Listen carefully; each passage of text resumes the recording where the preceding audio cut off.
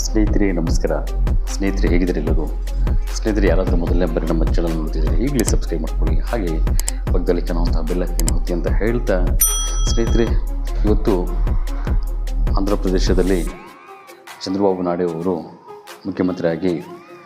ರಾಜ್ಯದ ಮುಖ್ಯಮಂತ್ರಿಯಾಗಿ ಪ್ರಮಾಣ ಸ್ವೀಕಾರ ವಚನ ಮಾಡ್ತಾರೆ. ತುಂಬ ಸಂತೋಷದ ಸುದ್ದಿ ಅಂತ ಹೇಳಿದ ಜನ ಇವರ ಪಾರ್ಟಿಯಿಂದ ತುಂಬಾ ಸಂತೋಷ ಪಡ್ತಾರೆ.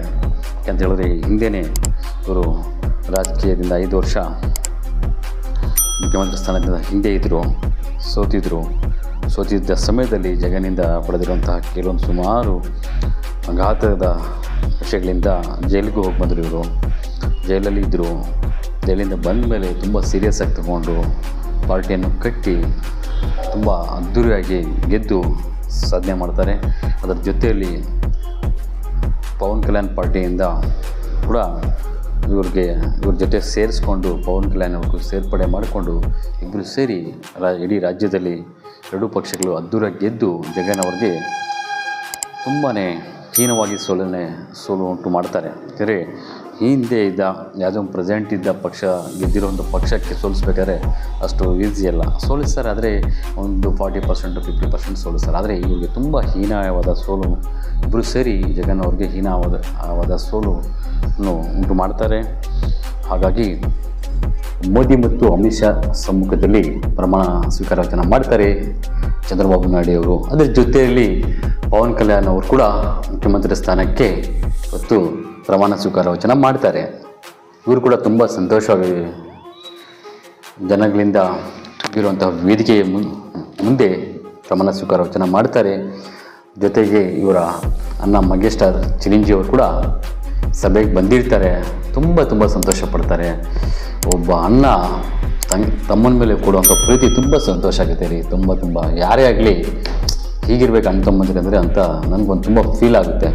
ಒಬ್ಬ ತಮ್ಮ ಬೆಳೀತಿದ್ದಾನೆ, ಒಬ್ಬರು ಅಣ್ಣ ಬೆಳೀತಿದ್ದಾನೆ ಅಂದರೆ ಕೆಲವರು ಹೊಟ್ಟೆ ಕಿಚ್ಚುಪಡುವಂಥವ್ರು ತುಂಬ ಜನ ಇರ್ತಾರೆ. ಆದರೆ ತಮ್ಮ ಮೆಗಾಸ್ಟಾರ್ ಚಿರಂಜೀವಿ ಮಾತ್ರ ತಮ್ಮನಿಗೆ ತುಂಬ ಪ್ರೀತಿಯಿಂದ ಮುದ್ದು ಕೊಡ್ತಾನೆ. ಒಂದು ಮಗು ಥರ ಯೋಚನೆ ಮಾಡಿ ಮುದ್ದು ಕೊಡ್ತಾನೆ.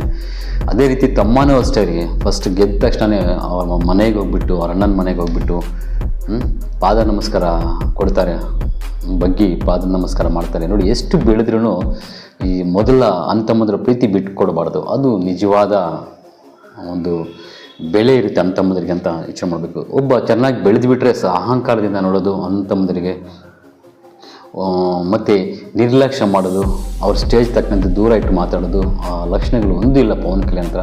ಈ ಪವನ್ ಕಲ್ಯಾಣ್ ಅಂತ ಈ ಒಂದು ವಿಷಯದಿಂದನೇ ಗೊತ್ತಾಗುತ್ತೆ ಒಳ್ಳೆ ಮನುಷ್ಯತ್ವ ಒಂದು ಯಾವ ರೀತಿ ಇಟ್ಕೊಂಡಿದ್ದಾನೆ.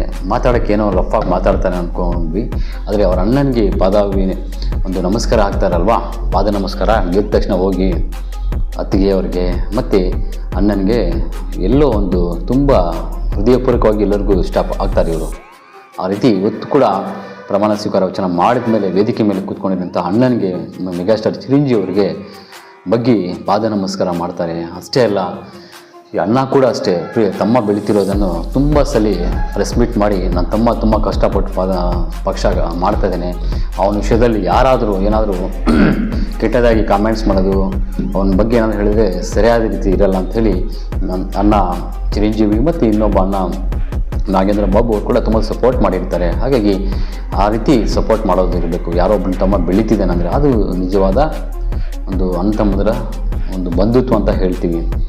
ಆ ರೀತಿ ಅವತ್ತು ಇಬ್ಬರು ಅಣ್ಣ ತಮ್ಮಂದಿರು ಇಷ್ಟಪಡ್ತಾರೆ. ಅವ್ರ ಮುಂದೆನೇ ಪ್ರಮಾಣ ಸ್ವೀಕಾರ ವಚನ ಮಾಡ್ತಾರೆ. ಮತ್ತು ಮೋದಿಜಿಯವರಿಗೆ ರಿಕ್ವೆಸ್ಟ್ ಮಾಡಿ ನಮ್ಮ ಅಣ್ಣನೂ ವೇದಿಕೆ ಮೇಲೆ ಕೂತ್ಕೊಂಡಿದ್ದಾರೆ, ಅವ್ರಿಗೂ ಮಾತಾಡಿ ಅಂತ ಮೋದಿಜಿಯವ್ರಿಗೆ ಅಣ್ಣನ ಹತ್ರ ಕರ್ಕೊಂಡು ಹೋಗಿ ಪರಿಚಯ ಮಾಡಿಸ್ತಾರೆ. ಒಬ್ರಿಗೊಬ್ರಿಗೆ ಬಿಟ್ಕೊಡಲ್ಲ. ಸ್ನೇಹಿತರು ಇದ್ದರು. ಜೊತೆಯಲ್ಲಿ ತಮಿಳ್ನಾಡಿನಾದಂತಹ ರಜನಿಕಾಂತ್ ಅವರು ಕೂಡ ವೇದಿಕೆಗೆ ಬಂದಿರ್ತಾರೆ. ಇವರು ಕೂಡ ಮೋದಿಜಿಯವರ ಜೊತೆ ಶೇಕ್ ಹ್ಯಾಂಡ್ ಕೊಟ್ಟು ವಿಶ್ ಮಾಡಿಸ್ಕೊತಾರೆ.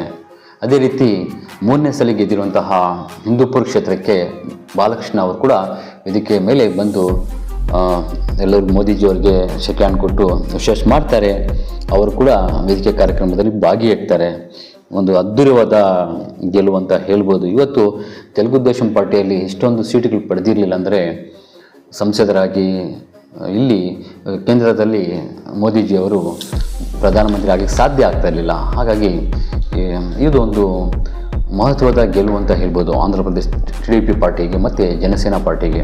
ಎರಡು ಪಾರ್ಟಿಗಳಿಂದ ಬಂದಿರುವಂತಹ ಸಂಸದರ ಸ್ಥಾನಗಳಿಗೆ ಒಂದು ಮೋದಿಜಿಯವ್ರಿಗೆ ಬಲ ಸಿಕ್ಕಂಗಾಯಿತು. ಇವರು ಬೇರೆ ಕಡೆ ಕಾಂಗ್ರೆಸ್ ಕಡೆಯೂ ಸೇರಲಿಲ್ಲ. ಹಾಗಾಗಿ ಮೋದಿಜಿಯವರು ಹೇಳೋ ರೀತಿಯಲ್ಲಿ ಗೆರೆ ಹಾಕೋ ರೀತಿಯಲ್ಲಿ ಇವರು ನಡ್ಕೊಂಡ್ರು, ಮೋದಿಜಿಗೆ ಸಾಥ್ ಕೊಟ್ಟರು. ಇವತ್ತು ಮೋದಿಜಿಯವರು ಪ್ರಮಾಣ ಸ್ವೀಕಾರ ವಚನ ಮಾಡೋದಕ್ಕೆ ಒಂದು ಬಲಗೆಯ ರೀತಿಯಲ್ಲಿ ಚಂದ್ರಬಾಬು ನಾಯ್ಡು ಅವರು ಬಿಟ್ಕೊಳ್ಳಿಲ್ಲ. ಅದೇ ರೀತಿ ಒಂದು ಜನಸೇನಾ ಪಾರ್ಟಿಯ ಮುಖ್ಯಸ್ಥರಾದಂತಹ ಪವನ್ ಕಲ್ಯಾಣ್ ಅವರು ಕೂಡ ಬಿಟ್ಕೊಳ್ಳಿಲ್ಲ ಸ್ನೇಹಿತರೆ. ಅದು ಒಂದು ಒಳ್ಳೆಯ ಗೆಲುವು ಅಂತ ಹೇಳ್ಬೋದು. ಮುಂದಿನ ದಿನಗಳಲ್ಲಿ ಇವರು ಒಳ್ಳೆಯ ಜನರಿಗೆ ಒಳ್ಳೆಯ ಸೇವೆ ಮಾಡಿಕೊಂಡು ಯಾವುದೇ ಜಾತಿಯ ರಾಜಕೀಯ ಮಾಡ್ದಂಗೆ ಎಲ್ಲರಿಗೂ ಸಮಾನವಾಗಿ ನೋಡಿ ಕ್ಷೇತ್ರವನ್ನು ದೇಶವನ್ನು ಒಳ್ಳೆಯ ದಾರಿಯಲ್ಲಿ ಬೆಳೆಸ್ಕೊಂಡು ಯುವಕರಿಗೆ ಒಳ್ಳೆಯ ಕೆಲಸಗಳನ್ನು ಕೊಡೋದು, ಉದ್ಯೋಗ ಅವಕಾಶ ಮಾಡಿಕೊಡೋದು ಮತ್ತು ನಮ್ಮ ದೇಶದಲ್ಲಿ ನೀರಿನ ಸಮಸ್ಯೆಯನ್ನು ಪರಿಹಾರ ಮಾಡೋದು, ಇನ್ನು ಅಭಿವೃದ್ಧಿ ಮಾಡುವಂತಹ ಕೆಲವೊಂದು ಕಾರ್ಖಾನೆಗಳನ್ನು ತಯಾರು ಮಾಡೋದು, ಇವೆಲ್ಲ ಮಾಡೋದ್ರಿಂದ ಯುವಕರಿಗೆ ಒಂದು ಒಳ್ಳೆಯ ಶಕ್ತಿ ಬರುತ್ತೆ. ಯುವಕರು ಬೆಳೀತಾರೆ. ಯುವಕರು ಚೆನ್ನಾಗಿ ಬೆಳೆದ್ರೆ ದೇಶದಲ್ಲಿ ಆರ್ಥಿಕವಾಗಿ ಬೆಳೆಯುತ್ತೆ ಅಂತ ಹೇಳ್ತಾ ಈ ಸುದ್ದಿಯನ್ನು ನಿಮ್ಮೆಲ್ಲ ಸ್ನೇಹಿತರಿಗೆ ಶೇರ್ ಮಾಡಿ. ನಮಸ್ಕಾರ, ಧನ್ಯವಾದಗಳು.